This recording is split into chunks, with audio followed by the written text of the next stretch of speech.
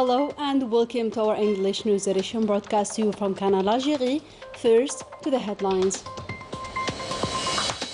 The President of the Republic, Abdelmajid Tebboune, receives a phone call from the President of the Palestinian Authority, Mahmoud Abbas, who thanked the Algerian people, President and government for their honorable position towards the Palestinian cause.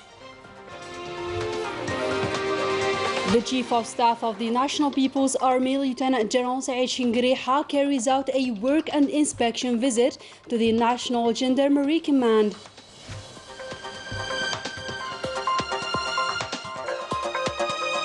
And in light of the crucial times that occupied Palestine is experiencing, no reaction has been recorded by the Al-Quds Committee, chaired by Morocco.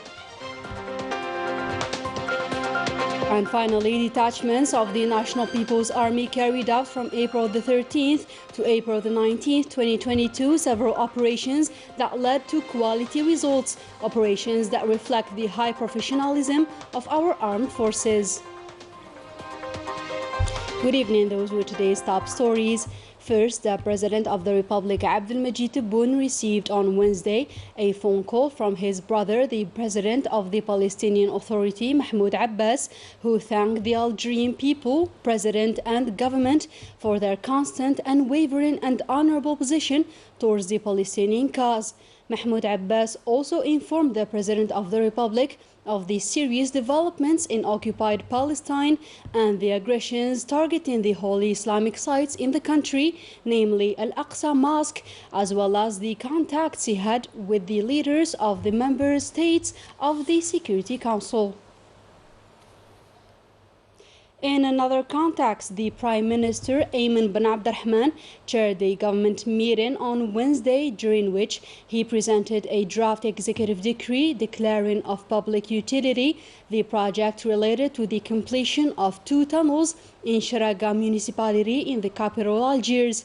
As for the preparations for the commemoration of the 60th anniversary of the recovery of national independence, the government listened to a communication presented by the Minister of Mujahideen or War Veterans on the progress of preparations for the launch of festivities and events planned for the commemoration of the 60th anniversary of the recovery of national sovereignty, which will begin on July the 5th, 2022 and extend until July the 5th of 2023. Concerning the field of digitization and statistics, a presentation was made by the Minister of Digitization and Statistics on the establishment of a platform for sharing administrative documents. This is part of the roadmap of the sector in charge of digitization related to the development of e-government and accelerating the digitization of the administration. In housing sector, the government listened to a presentation on the evaluation of housing policy presented by the Minister of Housing. On this context, the presentation highlighted the state's efforts to ensure access to housing for citizens, notably for the disadvantaged, with the construction of nearly 3 million housing units, all segments combined, during the period from 2010-2021, which is an annual average of 270,000 units.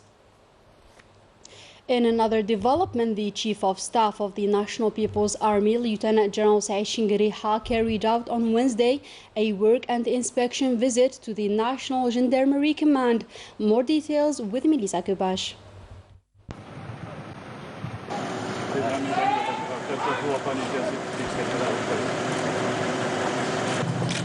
Following the welcoming ceremony, the Chief of Staff of the National People's Army, Lieutenant General Saeed Shingriha, accompanied by General Yahya Ali Al-Hajj, Commander of the National Gendarmerie, observed a moment of reflection in memory of martyr Al-Arabi bin Mhidi, whose headquarters of this National Gendarmerie's command bears the name. Later with a flower in front of his commemorative stele and recited the Fatiha in his memory and that of our brave martyrs.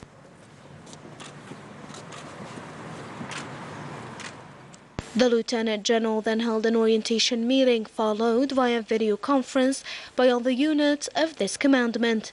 On this occasion, the Chief of Staff warned against media alarmism, which accompanies certain negative social phenomena likely to provoke disputes, irritate public opinion, and provoke paradoxes within the components of society, adding that this is a serious issue that threatens social peace, which is undoubtedly part of the conspiracies plotted against our country, with an aim to obstruct development, distract the people, and even divide them. The Lieutenant General Shangriha also pointed out that the use of technology complicates the situation even more and influences the public opinion by disseminating anything that can create division and discord between the components of society, highlighting that cyberspace experts affirm the existence of artificial intelligence applications and software developed on the basis of very advanced studies on the psychology and mentality of the targeted peoples so as to manipulate them.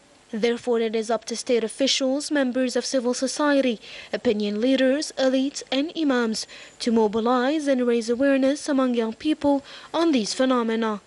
The General of the Army urged Algerians to show more awareness and vigilance when it comes to this form of alarmism by banishing irresponsible behavior, which only serves the interest of the enemies of the people, adding that these conspirators are trying in fact to transform the main elements of unity and cohesion between the components of our people into sources of trouble and discord. At the end of the meeting, Lieutenant General Shangriha gave a series of instructions and guidelines related to the imperative to contribute to the security and well-being of citizens, especially during this holy month of Ramadan.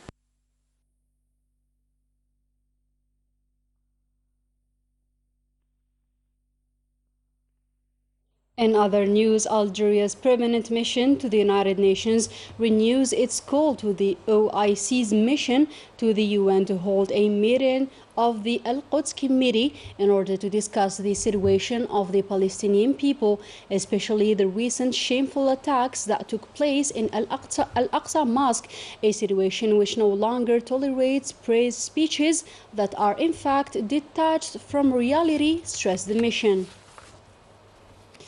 Established in 1975, the Al-Quds Committee, chaired by Morocco, held only 2 meetings in the past 20 years.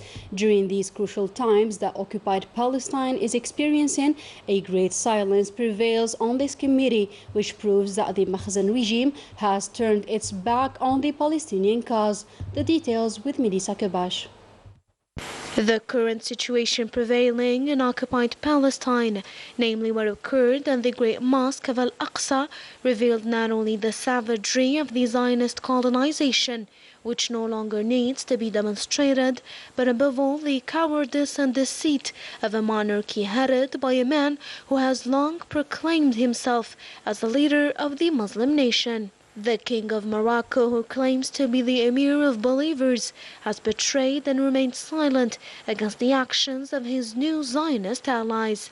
Never in history have we seen such treachery, an agreement with the oppressor against the oppressed, who we must protect. This is the reality of the Makhzen regime, headed by a monarch who has lost his mind, but above all lost the wisdom to listen to his people, who are refusing this normalization. It is worth recalling that the Committee of Al-Quds, chaired by Mohammed VI, remained silent. Algeria, committed to its principles and its right position towards the colonized and oppressed people, instantly demonstrated against the Zionist aggression of Al-Aqsa. A solemn appeal was launched from the United Nations for an emergency meeting of the Al-Quds Committee, but it was in vain. The Moroccan monarchy is blocking and disguising reality while encouraging the escape policy as usual, but no one is fooled. At a time when the Muslim nation is crying tears of blood for Palestine, the Moroccan monarch finalizes an agreement to create a TV channel in Arabic and Hebrew for the Moroccan Jews of the Zionist entity. The history of the Makhzen's betrayal of the Palestinian people is deeply rooted despite the recent official normalization of relations with the Zionist entity. These two occupiers have a long history which dates back to the 1960s, as do the malicious agreements, a normalization which is completely rejected and denounced by the Moroccan people. The details with Ines Killo. The agreement to normalize relations between the Makhzen regime and the Zionist entity, which was officially signed on December 22, 2020, confirms Morocco's betrayal of the Palestinian cause. This agreement, which lays bare the relations between two barbaric occupying forces that have existed for several years. In 1965, the Israeli Mossad provides operational assistance in the elimination of the Moroccan opponent Mehdi Ben Barka, kidnapped in the French capital Paris on October 29, 1965. In the same year, King Hassan II had a secret meeting of Arab leaders to evaluate their military capabilities recorded for Mossad, the betrayal which was invaluable to the Zionist occupation forces during the Six-Day War in 1967. Moroccans and Israelis have maintained for years a permanent political dialogue before the former U.S. President Donald Trump officialized on December 10, 2020 on social networks the decision of the Moroccan king to establish diplomatic relations with the Zionist entity. This announcement is soon followed by a royal press release. In return, Washington recognizes Moroccan sovereignty over the Western Sahara, a shameful pact that tarnishes an already deteriorating image of a regime that is bankrupt at home and abroad. Continuing his headlong rush, the Makhzen regime is leading a campaign in favor of granting Zionist entity observer status to the African Union. The Machiavellian plan that endangered the unity of African ranks was soon thwarted by the African states. The Moroccan people rose up against the betrayal of the Makhzen regime and went out massively through all the cities of the kingdom, declaring their rejection and condemnation of the unilateral decision of the monarchy, considering it as a betrayal of the Palestinian people. The dignity demonstrations were met with brutal repression by the security forces, who did not hesitate to attack peaceful demonstrators and ban slogans and banners of solidarity with the Palestinian people. Back to national news, and within the dynamics of the continuous efforts in the fight against terrorism and organized crimes, units and detachments of the National People's Army carried out from April the 13th to April the 19th, 2022, several operations that led to quality results. These operations reflect the high professionalism, vigilance, and permanent availability of our armed forces throughout the national territories. Ines Killu once again. In the framework of the fight against terrorism, detachments of the National People's Army arrested 7 elements of supporting terrorist groups in separate operations across the national territory.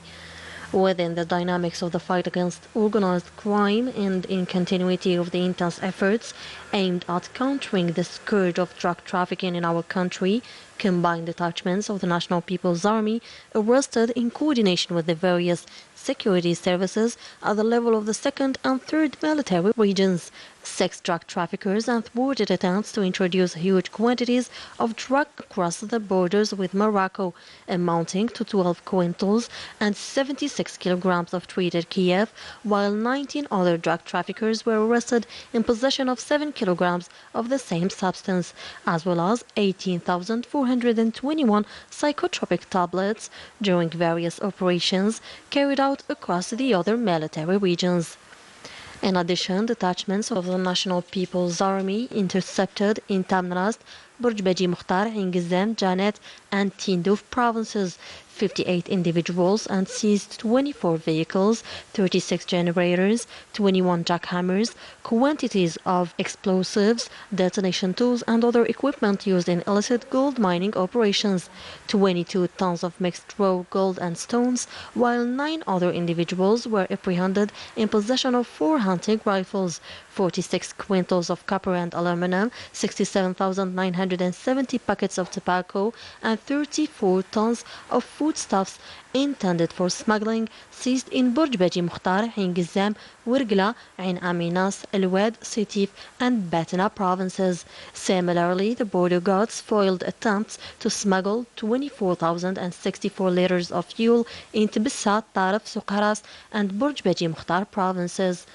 In another context, the Coast Guards have foiled at the level of our national coast attempts to illegal immigration and have proceeded to the rescue of 62 individuals on board boats of artisanal construction, while 405 illegal immigrants of different nationalities have been arrested in Janet, Tamnarast, Tlemcen, Ghelizan, Naama and Bishar provinces.